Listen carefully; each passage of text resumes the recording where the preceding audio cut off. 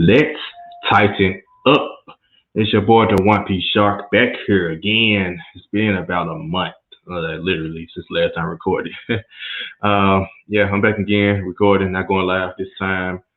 Just finally finding time to actually just sit down and record. Life's been going on with life, so man, general life stuff. As y'all know, I'm getting married soon, so doing married things, with fiance and everything. So I mean, everything's going well. Work has been well. Work has been busy as well.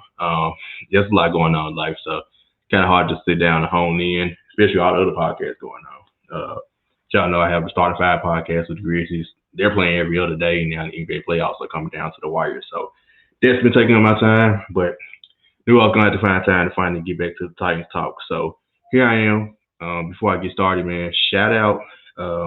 Since I have been off, I have been on other podcasts. I was on Titans and Truth live for the draft first round and second and third round. So that Thursday and Friday night with Chris and Lee from 615 podcast. I actually was invited to come on 615 podcast with those guys again to recap the draft, but was busy that night taking engagement photos with my fiance. So hey, it's life, man. Man, appreciate those guys. I would definitely be linking up with both of them in the near future. And other, I'm gonna reach out to other Titans podcasters and everything, and kind of get in the mix and man, learn the tricks and trades, man. Those guys are killing it. Not only those two, but like Titan Upload, Mr. Titan, Ken Moore. I mean, they've been live, scheduled release. I mean, they were on it, man. So eventually I'm gonna get to that level, but let's be real, man. Follow us, let's be real. LB Real Media. A lot of things been going on. Like I managed the whole thing. I'm over it. So we have a new podcast, School Rashidi, has started since my long layoff, and we added a new podcast, Let's Talk Up with Uncle Mike, podcast from Detroit, talking about relationships, everything, the whole 9 yards. And Schooling with Sheedy is talking about real world issues. So we bring on a lot of talent. And of course, it's still our sports podcast. Got Let's Tighten Up on those sports podcasts. My guy Savage, he's about to be a father any day now. So same thing with him, kind of juggling. He just got a new episode out, but he had a long layoff as well. So we're getting back to it. Let's be real. We just took a week off during the Mother's Day. But like I said, we are starting a Vibe podcast. So podcasting is life. So you got to find a way to juggle all of it. But I'll get there one day. But let's get started. First up with the Titans, like I said, since then we had a draft. Schedule got released, just yesterday. So what I'm going to start with is the draft. Since I was live on Titans and Truth doing the draft, I haven't really given my draft a grade. I haven't gotten a chance to really just truly dwell down and like really just poke around and say, hey man, this is how I felt about the draft. This is, this, that. But before I get into that, I do want to get into Rashad Weaver situation. So we did draft Rashad Weaver in the fourth round, if I'm not mistaken, from Pittsburgh, defensive end or edge rusher from Pittsburgh. And he was a steal of the draft, right? And a lot of people felt high about him. But he had a charge for domestic assault or simple assault supposedly the day before we drafted him. And it came out that Monday. Conflicting reports by any number of people, but Titans said they didn't know about it until that Monday. I saw a lot of fans that day it happened. Of course, the first thing, Isaiah Wilson last year. How J-Rod missed this? How you missed that? Honestly, because I didn't know I heard that. I don't know how many teams heard the story. Maybe because he was kind of a steal, so he did fall in the draft. Maybe some teams knew, but and it just happened, I think, the week before. And like I said, I think some people, I haven't seen the video or anything. Some people is like, oh, he allegedly didn't hit the one. I take it very serious. Let me just say that. I do take these matters very seriously. I'm hoping, of course, it's not true, but if it isn't, either way, it's a tough situation. Me personally, I don't get too riled up about a fourth round pick. That's just me, honestly. That's just me. I'm not about to get too much into this whole. I'm not even gonna mention the whole fire J-Rob thing. I had fans total overreaction. The first thing come out your mouth is fire J-Rob. Okay, he hasn't done anything working at fire. He hasn't done. I'm not really going to this, but I've done that a lot on this show. But like I said, I just hope the stuff ain't true. I think he has a court hearing in October with the field. It has died down since then. Just hope for the best. I mean, if the team didn't hear about it that Monday when it came out, heck, I believe him. I mean, I'm pretty sure some teams may have heard that it may have been coming down the pipe or they may have happened that incident, but it's not like nobody heard of it until that Monday. So, and fans are so quick to judge. And like I said, it's fan bases.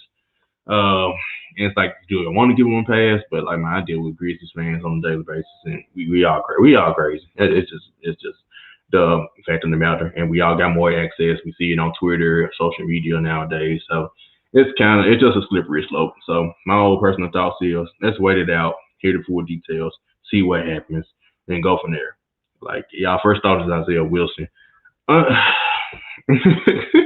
like let it go, please, Titans fans. But I know y'all not, so I'm not even about to waste my time going to this field. I just hope the story ain't as bad as it is. And if it is, we move on. It was a 4th-round pick, wasn't born down to it. Just be honest with you. I'm not finna take too much to a 4th-round pick. Even if he was still, although he may supposed to be, really good and produce. When it boiled down to it, he was a 4th-round pick for a reason. And if he turns out to be great, perfect. And this story passes up, cool. But I'm not about to get too worked up over a 4th-round pick. Okay. So let me go to the draft. I haven't really truly given my draft grade or just broke down each pick, right? All right, so I was live on the show, like I said, with Titans Truth with Kristen Lee from 615 Podcast. And so first 4 picks, I was there with them. If y'all didn't see the show, y'all see my reaction. Before Caleb Farley got picked number 1, when we got to that pick, I said I wanted Greg Newsome. Well, at that point, him and Greg Newsome in field.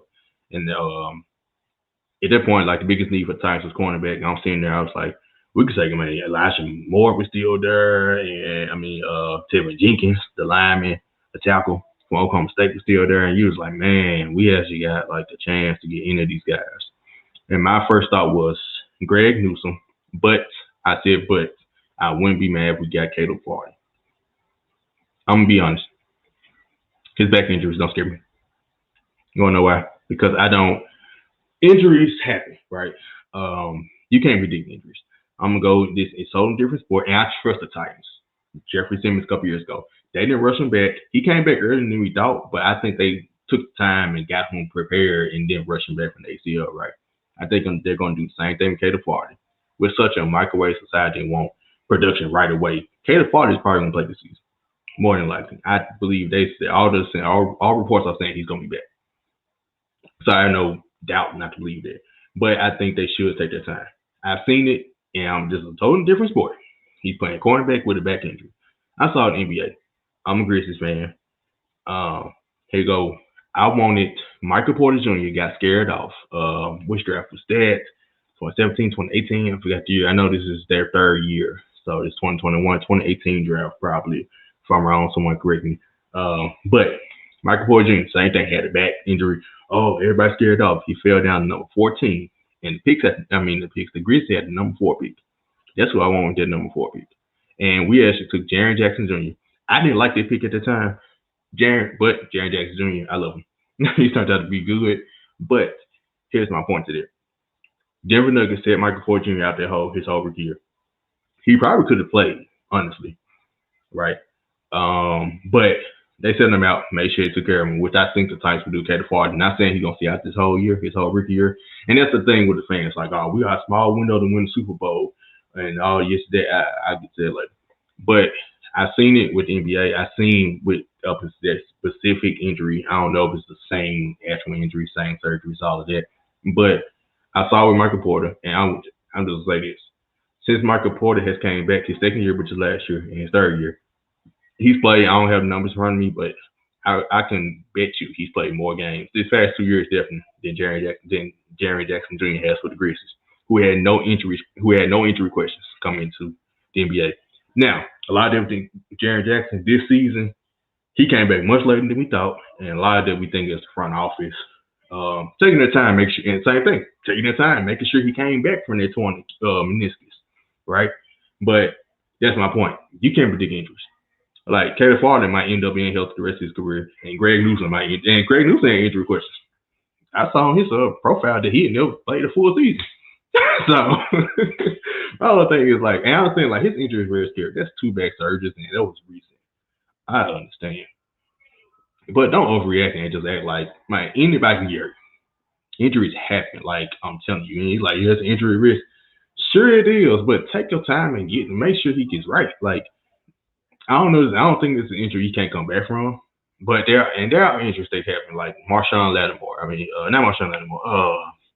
Not Marshawn Lattimore, not the one for the Saints, but the running back Lattimore. I can't think his first name.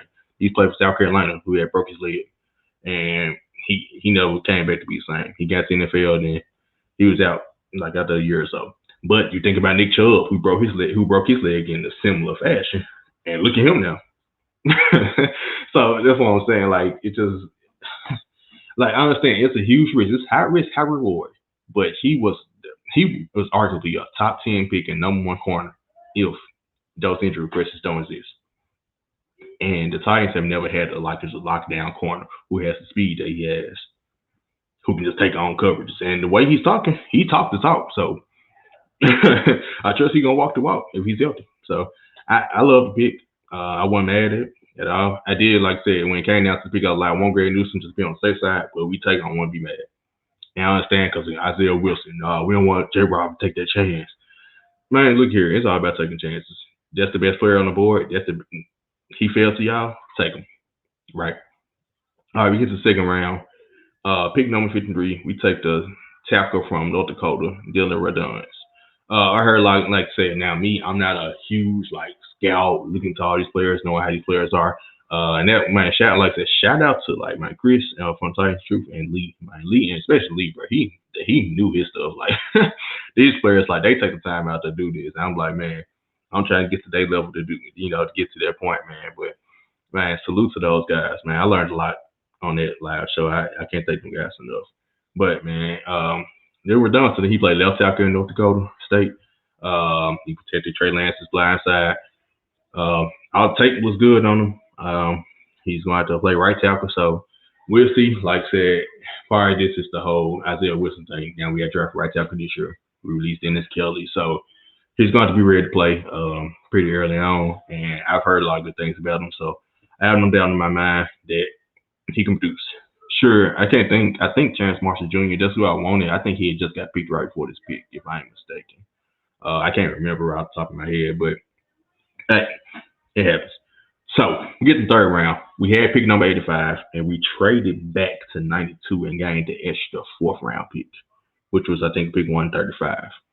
And this is the pick that got me.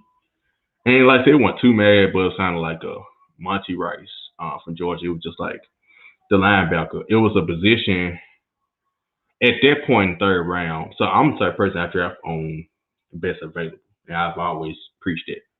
I think the first 2 picks you did that. That pick on Monty Rice, I wanted us to pick, because by the time receivers were rolling off the board, so by that time, I think we could have took my guy, Amari Rodgers from Clemson. And we could have took him at number 85, which we traded with the Packers, and the Packers actually took him at number 85. So with this pick, it was kind of a head-scratcher. Like I said, man, we hoping Monty Rice might end up being good, especially with the news. I was going to talk about it a little later, but they declined Rashaan Evans, 5th-year option. And what they were talking about, I think Adam Schefter reported that we were thinking about signing him to an extension. We'll see. I mean, I ain't going to say I hope. I mean, I've been preaching they let Rashaan Evans go, but yeah, I mean, he has pretty good first 2 years. Let's give him a chance to redeem himself. So the Monty Rice pick is kind of like, okay, we had help. Since we have Rashaan Evans, we brought Jayon Brown back. We have David Long. Okay, Jayon Brown and now Rashaan Evans will be free agents next year. So maybe unless we work out extension with Rashaan Evans, of course. So I'm looking at this. So maybe they're looking a year ahead, and maybe Monty Rice can be groomed. He did make, I think, 1st or 2nd team. He definitely made a 1st or 2nd team All SEC. I want to say 1st team defense. So the thing with me, and like I said, best player available, he wasn't a bit on. So on Titans board, he made him best player available. I didn't see him best player on any boards.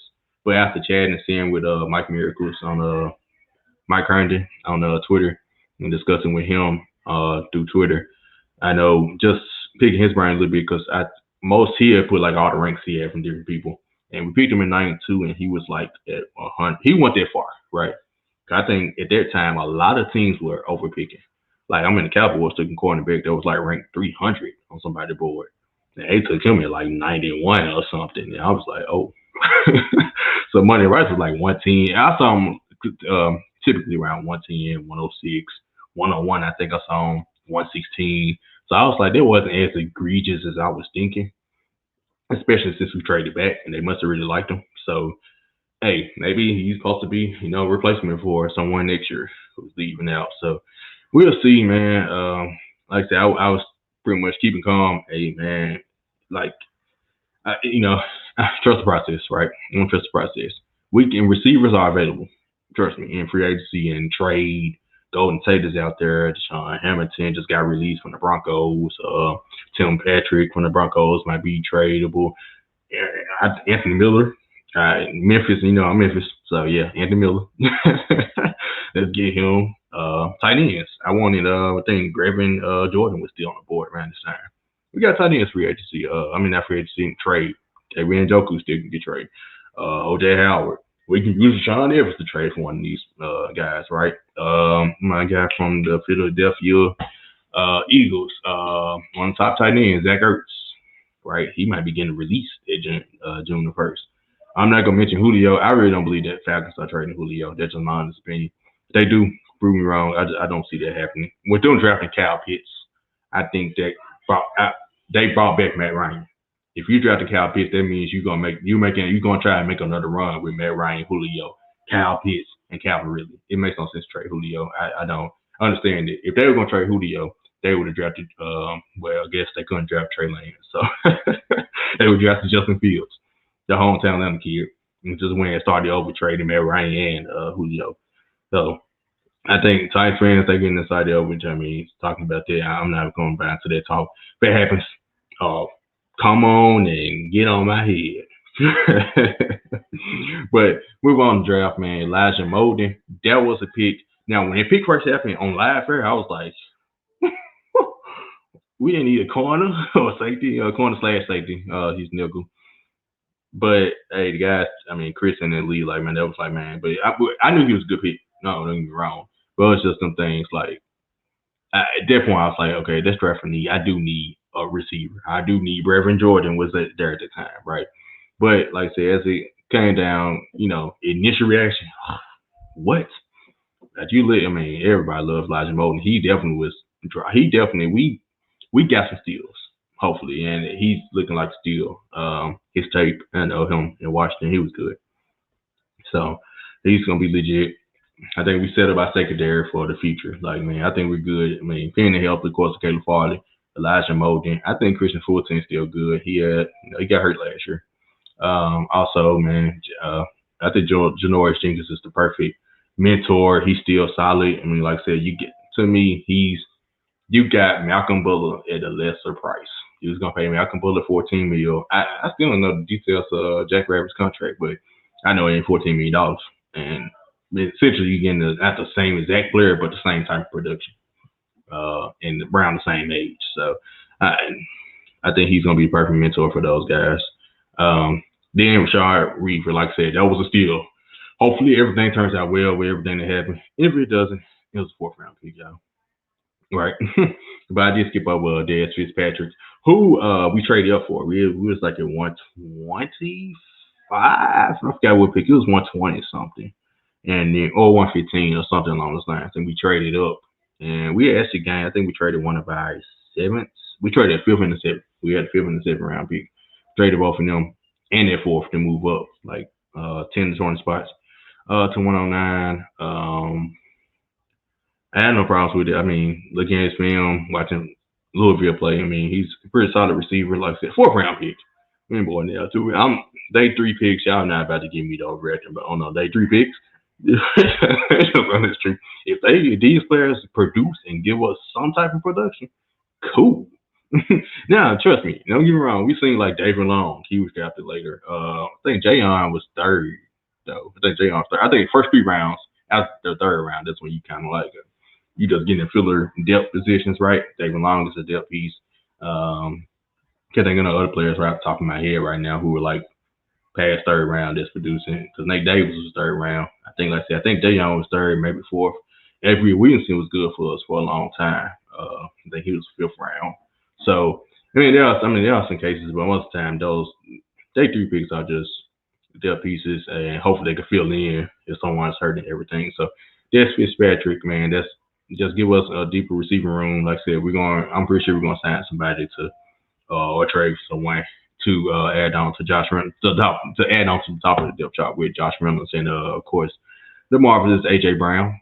And Rashad Weaver to give us depth at the edge position, hopefully. Cross his fingers. Like I said, go Bud Dupree, didn't he go Autry?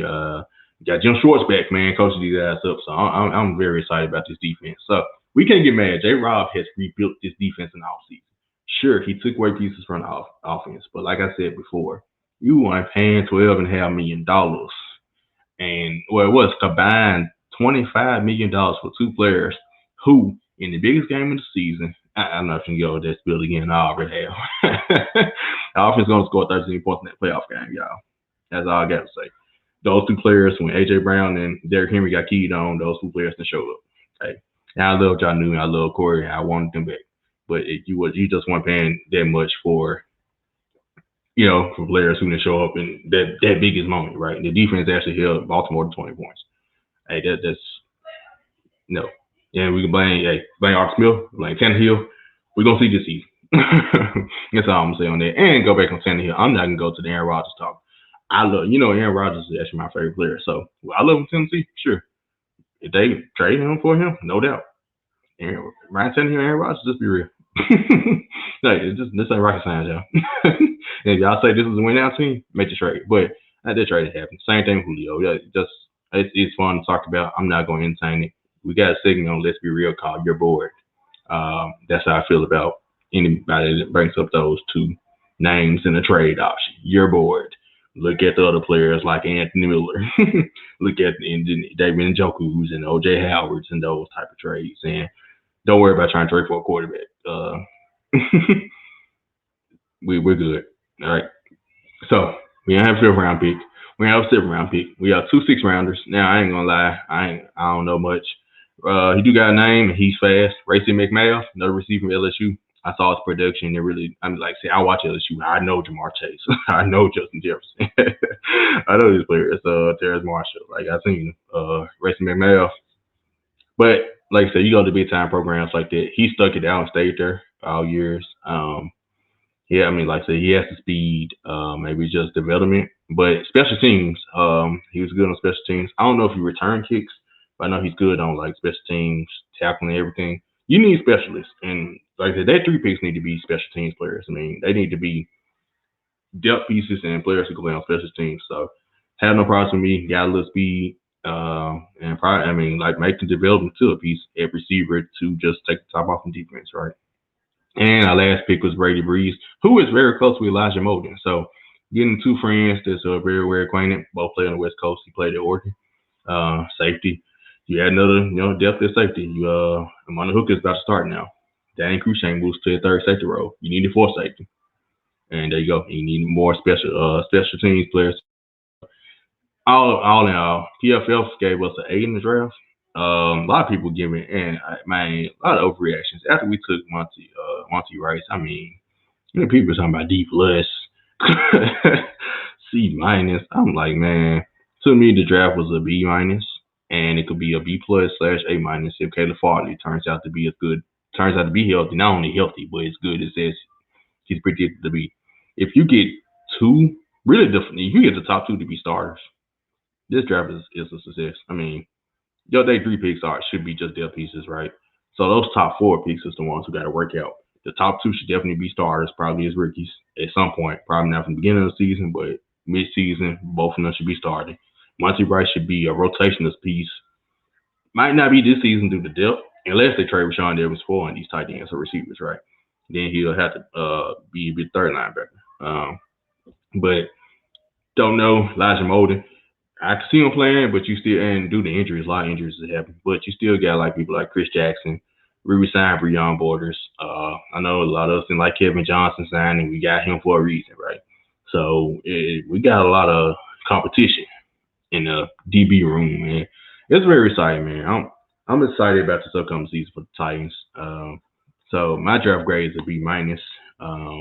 Really, I ain't go. Yeah, B. I say a B. Give me a B. I said B minus. Give me a B. Like I'm very optimistic about this thing. Rebuilt the defense, took away some pieces on offense, but you still got the stars. When it boiled down to it, you need the stars. You got Derrick Henry and AJ Brown. You didn't lose one of them two. Let's go. A lot of people complaining about AJ not getting enough targets. You got him to get targets now, don't you? Can't complain about him not getting targets. They get mad because like he's about to get up to you every play. There's no way he's gonna get targets, man. So hey, be optimistic, y'all. But like I said earlier about Rashaan Evans, we did decline the option. So, and that was my next thing talking about Rashaan Evans.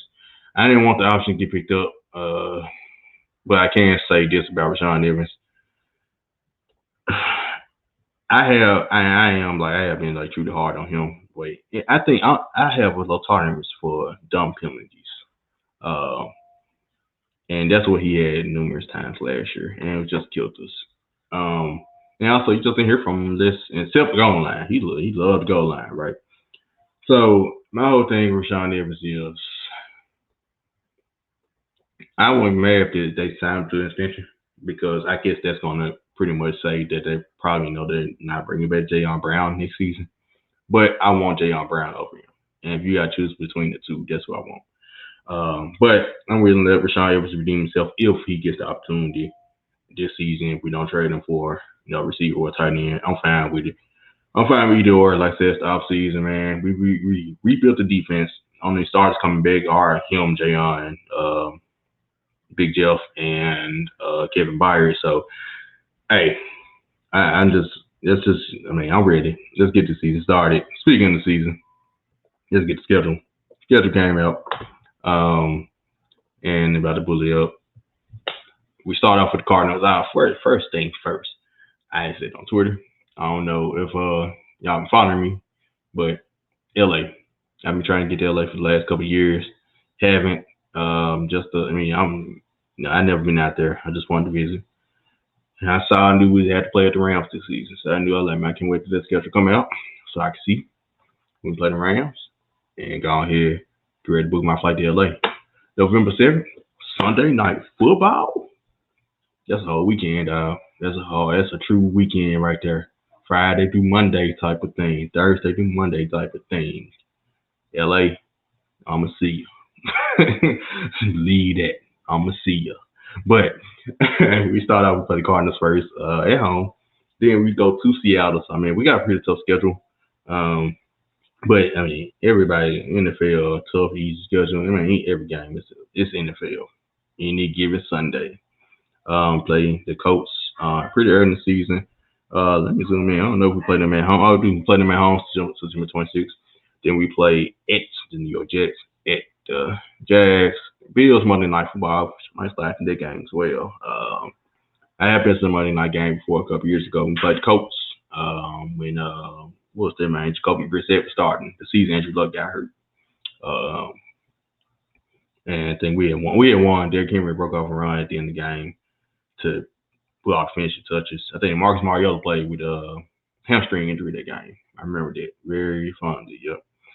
Played Chiefs October 24th, which I went to the Chiefs game when we beat them. Not last season before last. That crazy ending. We had Humphries caught the game touchdown. We had to block field goal. Then the Colts. We play in Indy 31st. Then like I said, I'll be in LA November 7th. We play the Saints at home 14th. Texans and Patriots. They won't get it by the week 13. Then we get so basically those first 12 games. It's pretty tough. But the last 1, 2, 3, 4, 5 games. Jags, Steelers, 49ers at home, Dolphins at home, at Texans. They kindle it lightens up a little bit, but like I said, my first initial, I'm not going to go game by game predicting, but let me go game. Yeah, I'm not going to go game by game right live on this podcast, but First thoughts, I think we're a playoff team. I think we're battling with the coast of the division once again. We can't go 9-7 no more. That's the best thing about this additional game. We're playing the Saints in their additional game and playing them at home, so we get additional home game, 9 home games this year. So uh, just looking at the schedule, but I just go by. Hey, let me just go by each game. First game, 1-0, beat Cardinals. Second game, yeah, I'm gonna do every game. Second game, lose at the Seahawks. That's a tough one. Third game, like Carson Wentz. Welcome to Tennessee, baby. Give me 2-1. Give me 3-1 against the Jets. In New York, yeah. Give me 4-1 at the Jags. Gotta take care of business, y'all. Everybody's hyping up Buffalo. Uh, Everybody and Buffalo's, don't get me wrong. We snapped them last year though, 42-16. Don't forget that. No COVID and all this stuff happened, but we were missing some players. Let's be real now. Yeah. And Derrick Henry only had 56 yards that game. So yeah. What's up, Buffalo? Give me that 5-1. Now, the Chiefs, that's once again, that's my contender team that I think that's still gonna make the Super Bowl. Yeah, what happened in the Super Bowl happened last year. Sure. They made the trade for the lineman from the Ravens, and they signed. I forgot the lineman name. I can't think of the name off the top of my head. The Chiefs are the Chiefs. Pat Mahomes and Pat Mahomes. Tyreek Hill. Travis Kelce. Yeah, that's my very early off-season prediction. The Chiefs are going to the Super Bowl for the third straight year. But that's just me. That's who beating us. We'll fall 2 at that point. Well, I had us 5-1, 5-2. Then the Colts at Indy. Yeah, actually, so the last couple of years we beat the Colts at Indy and they beating us at home. So I think we're gonna split. This time I think it's gonna reverse. We're gonna beat them at home finally, but they're gonna beat us at their house finally. So give me this 2 game losing streak, 5-3. Go to LA for Sunday night primetime game that I'm gonna be at. Yeah. And we really don't perform well in primetime, don't we? I really don't see us losing 3 in a row though. Something got to give. I'm gonna be there. We win. Let's get it. Give me 6-3. 3 return home to play the Saints. Who started at quarterback again? Jameis Winston. Oh, man, I just thought about that. Give me 7-3.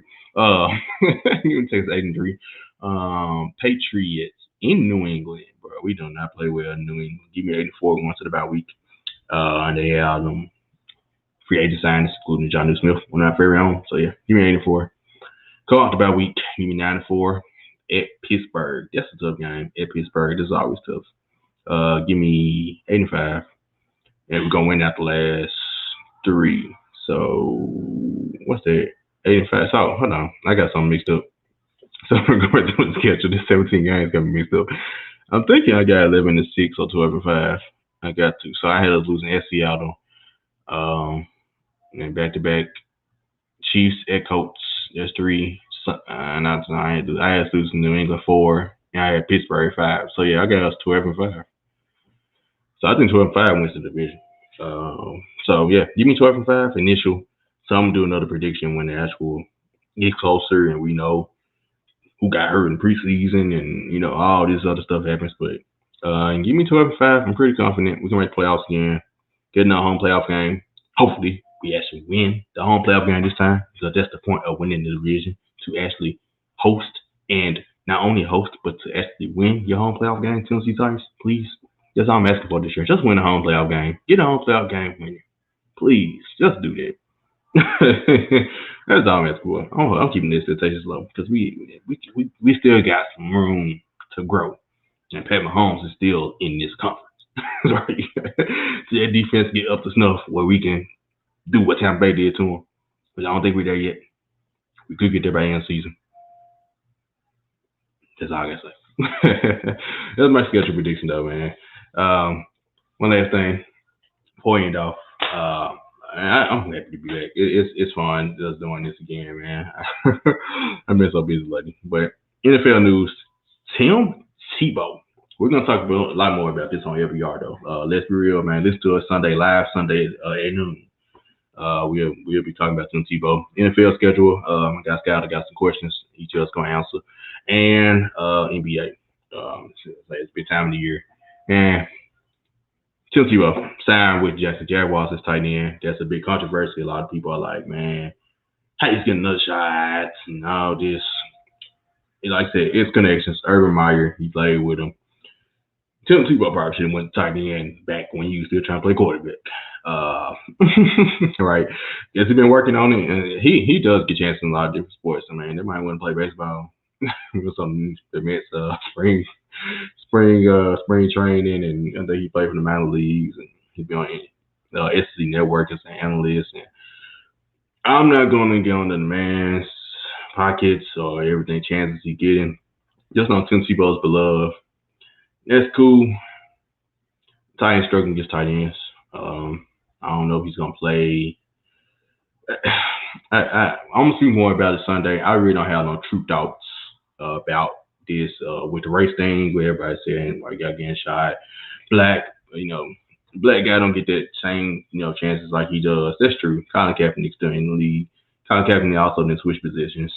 Oh, and don't get me wrong, Colin Kaepernick should be in the league. I mean, there's plenty of quarterbacks who he's better than. Starting and back it up. Let's just be honest, right? Tim Tebow ain't that good, and he's not playing quarterback, right?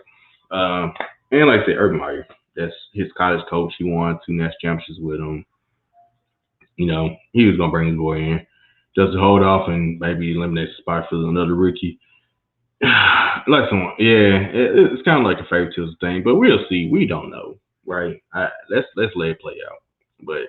You hear us talk more about it with the guys on LBR. Let's be real. Sports podcast live Sunday. So that does it all for here, man. Remember, man, follow me on Twitter, LBR. Tighten up the actual podcast tweet. Follow me at the _P Shark. And follow Let's Be Real Family, LBR. LB Real. I always get it mixed up. LB Real Media.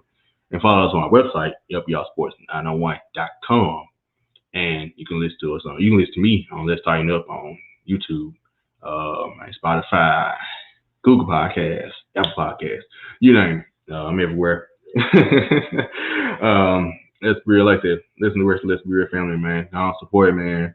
It's been fun, y'all. I can't wait to do another live show. Still continue trying to get guests on. So I get time. I'm gonna make sure I try and get back hacking away. Definitely when the season starts, I'm going every week. During off season, I want to do every 2 weeks. I've done like a month in between. I do like 3 weeks off in the whole month. Do that a lot of different stuff, but I'm gonna get back going. Don't worry. Rather be those small videos that I start doing, rather just be a recording, rather be live. I typically like to go live when I have someone to guest on. Typically like to record if I'm just by myself. And small videos are like, okay, if I know, like I could have done a small draft recap video, maybe. I spent a lot of time on the segment, so this episode ended up being 40 minutes long, and I didn't expect to go past 20. So, so it's been fun, man. But till next time, man, Titan Nation, man, just calm down, chill. It's still the off season, y'all, and everyone's trying to go to LA. See y'all in LA in November. So till next time, let's tighten up.